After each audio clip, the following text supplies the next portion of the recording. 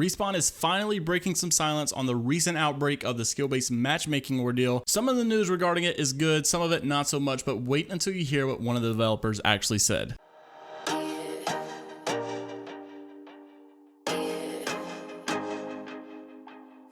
So quite a bit has changed since I made my last video. A lot of developers have came on Twitter and actually defended themselves and gave some explanations as to some of the things that we've been seeing in Apex Legends regarding skill-based matchmaking. One of the developers actually defended themselves in the most childish way that I've ever seen a Respawn developer act and conduct themselves, and what makes it even worse is the person who it actually was. You guys have heard before and know who it is. But first, let's start off with some good news. Well, some semi-good news. Well, he actually comes on Twitter, the Zilch, and is a Respawn developer himself, and defends the fact that the Respawn skill-based matchmaking for Apex is not the same as the EA patent one that we saw on Reddit.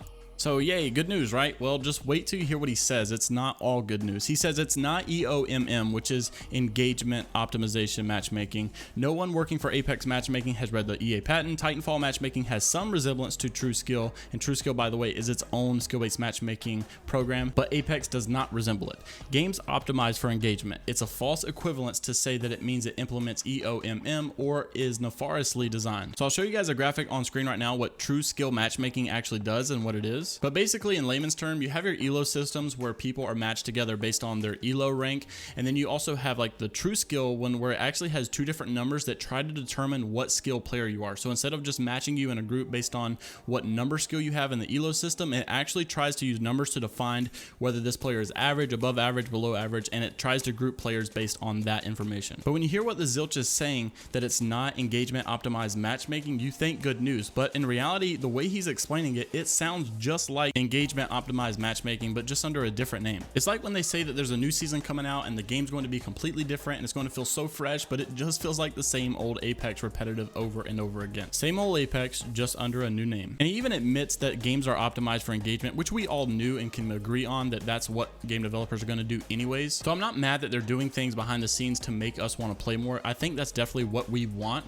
because we want players to come back and play over and over and over again. All I'm saying is that some of the things that they're doing for skill-based matchmaking don't even seem morally right. Like if you think a solo queue platinum player should have to face off against a 3-stack predator squad for more optimization on your matchmaking, then how can you justify that your skill-based matchmaking is even optimized to begin with? It just feels like they're hiding more than what they're wanting to say and release out to the public, because look at this tweet from your very own Jason McCord, which is a very known developer for the Apex Legends community, when someone replied to one of his tweets saying remove skill-based matchmaking, and he actually replied by saying #blocked, meaning he blocked them over a tweet that just had a picture with remove skill-based matchmaking. Now maybe it's just me, but to be a AAA studio with Apex Legends and being one of the frontline developers that everyone knows and responding to tweets like this, which by the way is a huge problem in your game that you want to ignore, just seems very unprofessional to me, and that's what makes me think that there's more to this story than just what we're hearing. But with some of the best news that we got was actually this: when they continued their conversation, the Zilch, he actually had a question that came saying, would you ever adjust, or will the skill-based matchmaking ever be adjusted? And he said, yep, matchmaking is always evolving. We do try our best to separate parties of all sizes, but it's also a balance of queue time, skill, and population, assuming we've thrown out giving substandard latency. And this is where I really believe that crossplay is going to fix a lot of these issues. At least I really hope so. And lastly, to no surprise, even worse news, probably worse than the skill-based matchmaking news that we have coming for Apex Legends. So I'm trying to keep this positive as best I can. It's super hard with all the negative news, but this is just what Apex has become. So I'm keeping this positive as the sense as, guys, we're in this together. We're going to work through this. We're going to figure this out. We're going to stay positive and stay on the good side. But let this video be a vent section or even a shoulder to cry on as we mourn at the lack of content, not only that we have in Apex now, but will probably always be here. So Respawn developer Josh Medina, which you guys probably have heard by now, is a huge developer for Respawn, actually replied to a tweet made by Daltouche talking about the lack of content, and this is what Josh Medina said that really just doesn't make you discouraged right now, but probably the rest of Apex existence.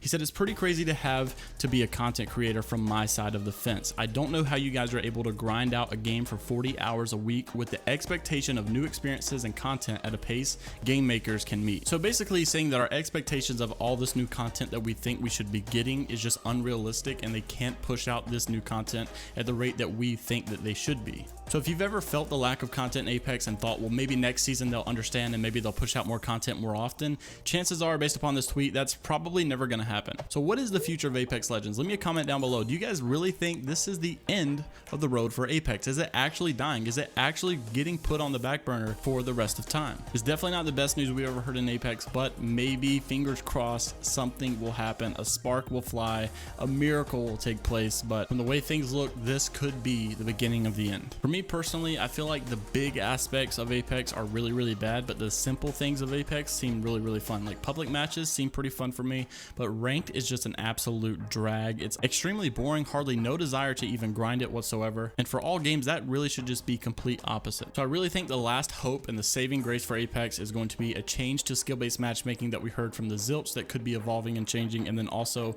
crossplay has got to go big. And when it comes to the lack of content, the only thing I can hope for is that maybe with crossplay being really big and the skill-based matchmaking changes making people happy, that maybe this will cause them to hire new people, have a lot more staff, and maybe push out more updates more often. But that's gonna be it for today's video. If you guys did enjoy, make sure to leave a thumbs up on the video, subscribe to the channel for some more Apex Legends news, content of all sorts and kinds, and I will see you all in the next one. It's Vibe or Die only. Join the Discord down below, be positive, and go make someone else's day better. I'm gonna go watch some Georgia football, so go Dogs, and I will see you all in the next one. Peace.